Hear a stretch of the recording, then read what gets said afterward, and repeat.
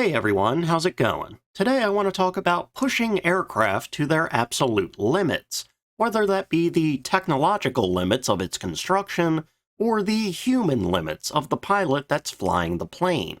Perhaps the best example of a limit-pushing plane that I can think of right now, as it deals both with technological and human limits, is something like the North American X-15, a plane that to date was one of the fastest piloted planes ever made and flown, and it was the fastest if you take spacecraft entering the atmosphere out of the equation.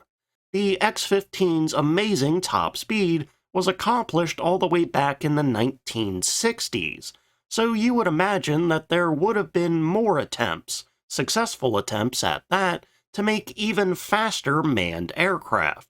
But there really kind of hasn't been. For modern-day jet fighters, their top speeds generally sit around Mach 2, whereas the X-15 hit Mach 6.7. This is likely because for aircraft that operate at lower altitudes, such an incredible top speed can actually be more harmful than helpful, with higher top speeds for combat purposes necessitating ever greater reflexes by the pilot, and those pilots needing a lot of gear and training to withstand the increased G-forces. And there's the fact that the air resistance at lower altitudes would be much greater, thus necessitating stronger materials and even stronger engines. And you have the fact that the pressure wave created by a large aircraft flying Mach 6.7 at low altitude would likely cause a lot of damage to whatever's on the ground. So all in all, there's a lot that makes such immense speeds not all that viable or desirable for manned aircraft. If an aircraft does one day come along that can reliably hit such speeds at low altitudes, it'll probably be a very small unmanned drone.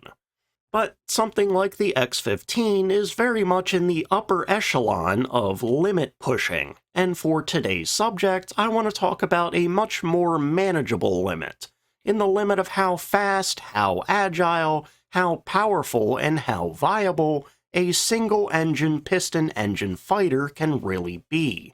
This is a plane that pushed the limit for single-engine fighter performance, becoming one of the fastest piston-engine fighter aircraft ever made.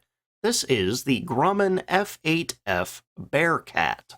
The story of the Bearcat begins roughly around the midpoint of America's direct involvement in World War II, around mid-1943. At that point, the aircraft company Grumman was well in the process of solidifying its hold on the carrier-based fighter market for the U.S. Navy, with the F4F Wildcat introduced in late 1940 still seeing significant use and a production run nearly 8,000 strong, and their in-house replacement for it in the F6F Hellcat was in production, and would see its first combat use later in 1943. But before the Hellcat saw its first combat use, and began its journey to being one of the most dominant and prolific planes in World War II, Grumman was already looking to the future for a plane that would both replace and complement it. From what I've read, there were at least 3 stated reasons for Grumman to start work on an improvement over the Hellcat before it started seeing combat. One of them was aspirational, one of them was practical, and one was slightly less practical. For that last one, apparently Grumman co-founder Leroy Grumman was starting to grow concerned about what kind of aircraft they were working on in 1943, with 2 notable ones being the F7F Tigercat and XTB-2F, the former being a twin-engine fighter and the latter being a twin-engine torpedo bomber, and both of them were designed to serve on carriers. Grumman was concerned that they were focusing too much on larger, technically more powerful twin-engine aircraft, and thus were limiting where these newer planes could be used. While this certainly was a valid concern, considering the practical reason we'll get into in just a second, it was basically only 2 planes that started to alarm him, so maybe he should have just calmed down a little bit. Now, for that practical reason, while the larger planes like the F-7F were intended to serve on new, larger Midway-class carriers, they would not be able to serve on smaller existing classes, nor the smaller escort and light carriers. In this sense, Grumman was largely planning and designing for the future instead of the present, and considering that there was the whole war thing still going on in mid-1943, they still had to plan for what they currently had. Third, for the more aspirational reason, sometime in mid-1943, Grumman test pilot Bob Hall was sent over to England, and while he was there, he would fly a captured German Focke-Wulf FW-190, one of the smaller, faster, and best fighters in the German arsenal in World War II. Hall was incredibly impressed by its performance, and when he returned home, he sung its praises, and this praise, along with the other 2 stated reasons, fully convinced Leroy Grumman that the successor to the F-6F Hellcat should essentially be an American, carrier-based version of the FW-190 that basically took the strongest engine they had available and built a small frame around it. To this desire, Leroy took the reins and made some specs for the new aircraft. More realistically, they were a wish list for what he wanted his company to make. Leroy wanted a single-engine fighter that was as large, dimensionally speaking, as the F4F Wildcat, that had a gross weight around 8,750 pounds, a Pratt & Whitney R2800 radial engine, 4 forward-firing 50 cal machine guns, a fuel capacity of 160 gallons, a high-vision canopy, an excellent rate of climb, and performance that outclassed the Hellcat in just about every facet. For these specs, Grumman began work on what they internally called the G-58, and by late November 1943, the U.S. Navy would present Grumman a contract for 2 prototypes of this design, which then received the designation of XF8F. Measuring in at 8.61 meters long, 10.92 meters wide, and 4.22 meters tall, the Bearcat design was overall slightly smaller than the F4F Wildcat, and a good deal smaller than the F6F Hellcat, with the Bearcat having a length that was roughly equal to the Wildcat and a wingspan about 2/3 of a meter less. Compare it to the Hellcat, the Bearcat was a good 1.5 meters shorter lengthwise and 2 meters shorter widthwise. In the initial and early Bearcat designs, there was actually a provision to make the wingspan even shorter, with a system that intentionally made the wings weak and break under pressure, with the so-called safety wing tips about 3 feet in from the tip, about halfway to where the wings would fold for carrier storage. There would be a shear line that was designed to break if the wings experienced more than 9 Gs of force. Both of the tips breaking off would not only reduce the wingspan by roughly 2 meters, but it would actually improve the strength of the rest of the wing, being able to resist up to 13 Gs of force. There was another benefit in this concept in that they didn't have to reinforce those wingtips, which helped reduce the overall weight by roughly 230 pounds. As for the rest of its design, the Bearcat largely followed the specs that were laid down by Leroy, with an R2800 22W radial engine, 4 50 cal machine guns in the wings, 2 in each wing, a high-vision bubble-style canopy, and a fuel capacity of 162 gallons. The only aspect that didn't follow these specs in the early stages, apart from the performance specs that couldn't be tested yet, was the gross weight limit. The first prototype, completed in mid to late 1944, had a gross weight just above the limit, at 8,788 pounds. While this seems like nitpicking to mention, the fact that the gross weight was already above the limit at this point was a clear sign that the limit was bound to be broken even further, as almost inevitably there were bound to be some necessary modifications that would increase the weight even further.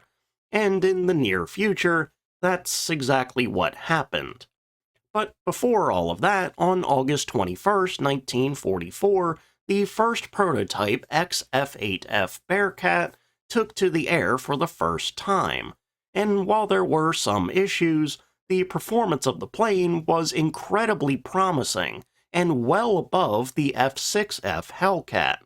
On the negative end, the initial model suffered from overall instability, but this issue was at least partially remedied pretty quickly.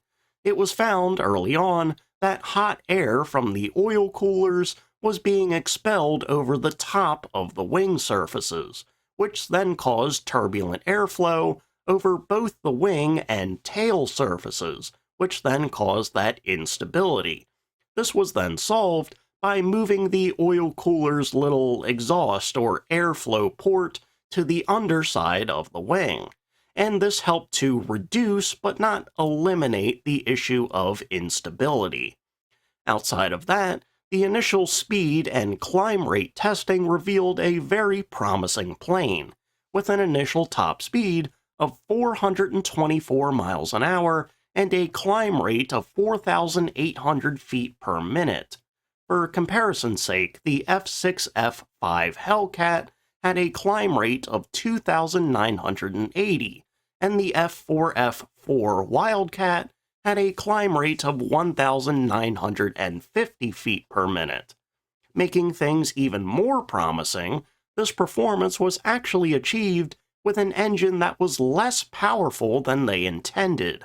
The XF8F had an R2822W, and that had 2,100 horsepower, and the intent was for the second prototype, and likely production version, would have the R2830W, that had 2,250 horsepower.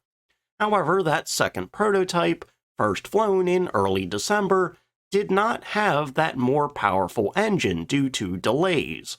But even with the stability issues and the less powerful engine, the Navy was nonetheless incredibly impressed with the Bearcat, and on October 6, 1944, an order for 2,023 F8F1s was placed, and in February the next year, under subcontract with General Motors, an additional 1,876 planes to be named the F3M1 were also ordered.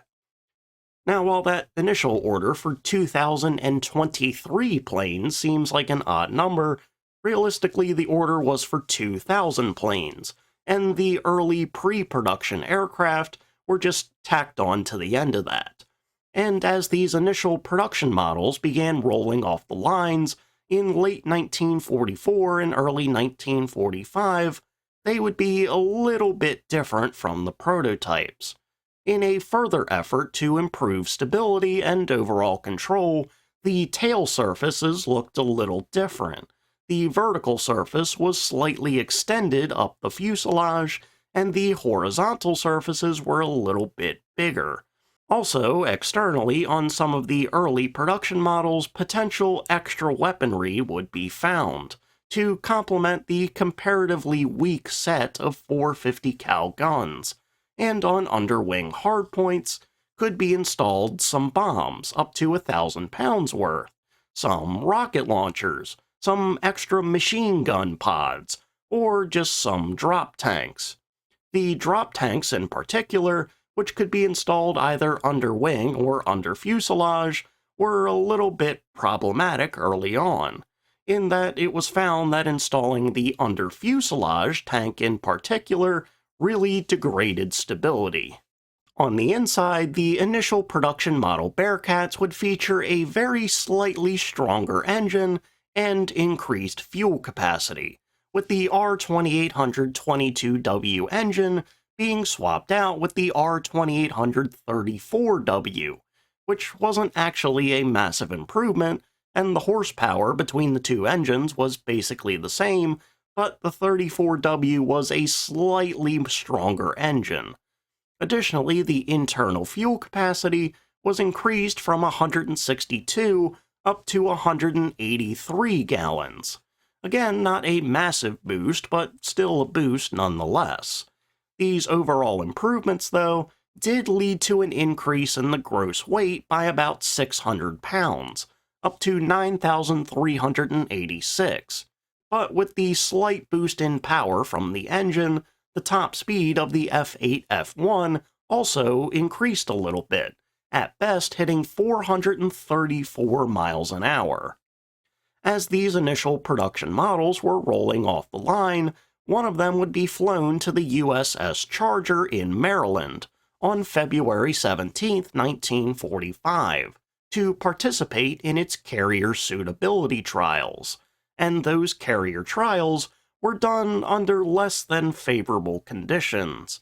Under a mix of sleet, periodic snow, and periodic rain, the landing conditions were very poor, flight conditions were very poor, and the cold weather led to ice gathering on the wings.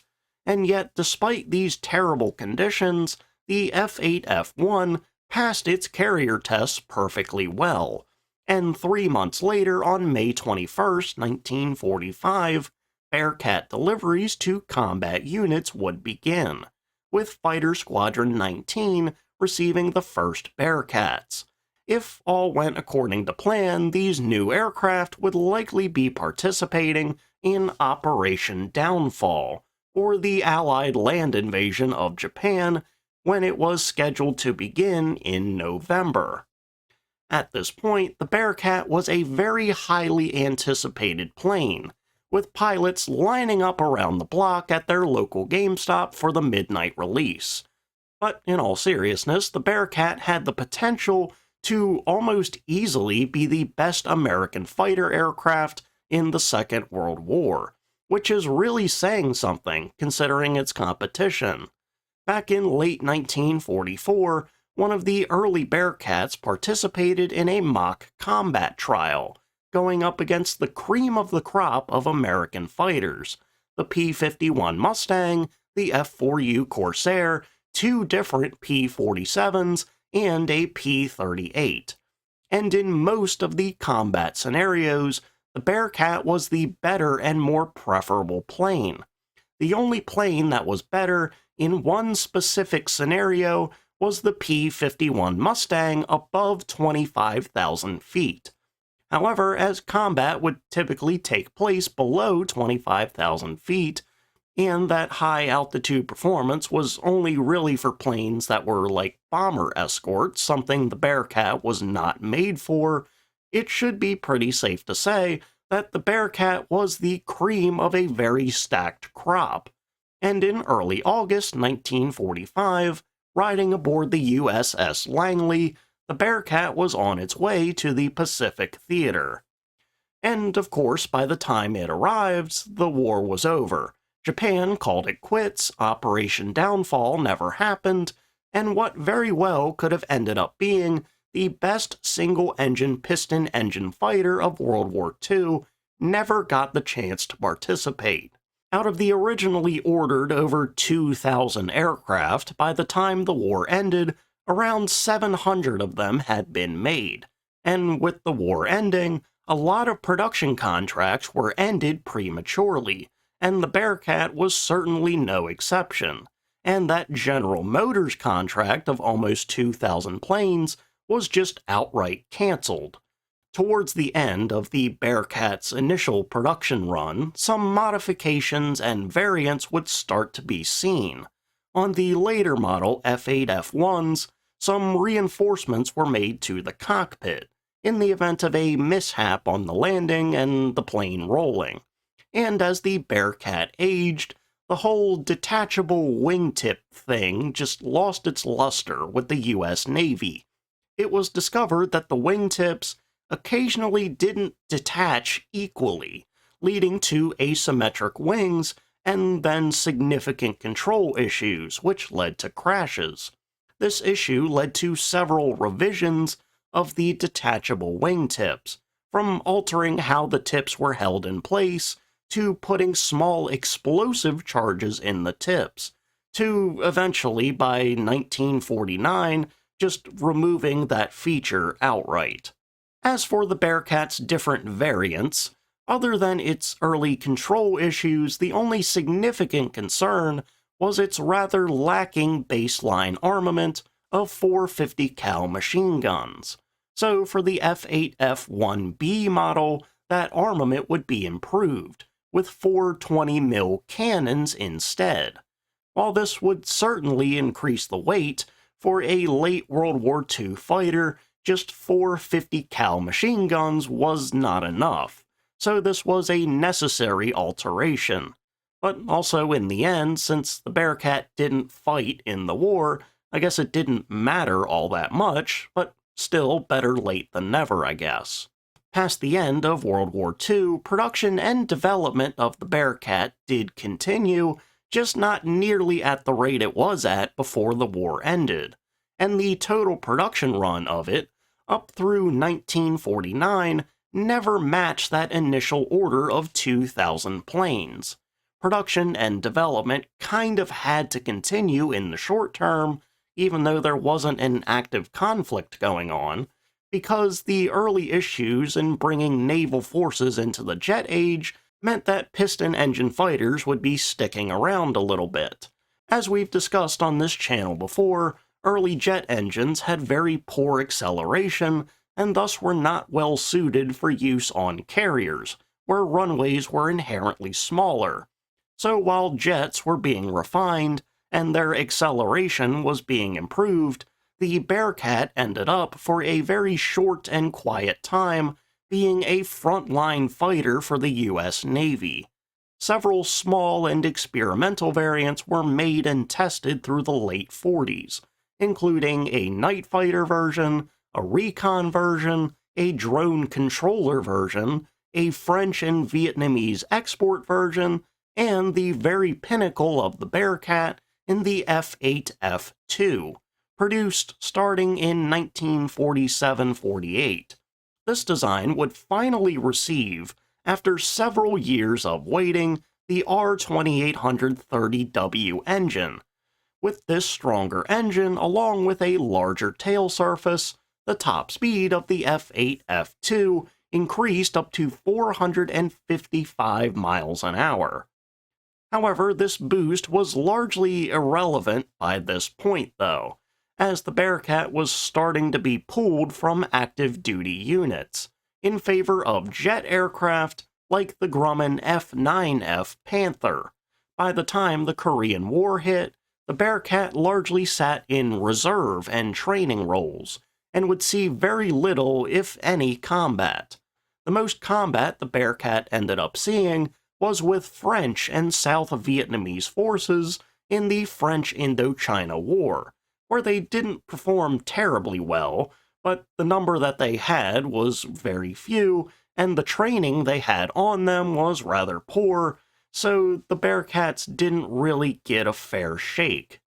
As a whole, though, while it never really got a fair shot to prove its stuff, it regardless has to be in consideration for the best single-engine piston-engine fighter ever made. If the Bearcat had seen combat against Japanese fighters, even their excellent late-war fighters like the Ki-100, Ki-84, and Shinden, the Bearcat's combination of speed, climb rate, decent armor, and okay armament was overall just too much of a complete package. It would be difficult to make a viable fighter that was smaller and faster than it, unless you took out all of its armor and also most of its lacking armament. But then you wouldn't really have a fighter anymore. You would have a racing plane. And as should come to no surprise, the Bearcat actually became a popular racing plane outside of the military. Overall, the Bearcat serves to really back up the old saying, Good things come in small packages. And do you know what else backs up that saying? Hamsters. I don't know where your brain was going, but that's where mine was going. Alright, and with that, we're going to go ahead and end for today. So thank you all for watching. Remember to like, comment, and subscribe. You know, one of my favorite animals is known as the bearcat. It's called the binturong, and apparently it smells like buttered popcorn. Now, could you imagine if body odor smelled like buttered popcorn instead of, I don't know, weird onions? It would make movie theaters really, really, really weird to be in. But anyway, I hope you enjoyed the video, and I hope you learned something. So, see ya.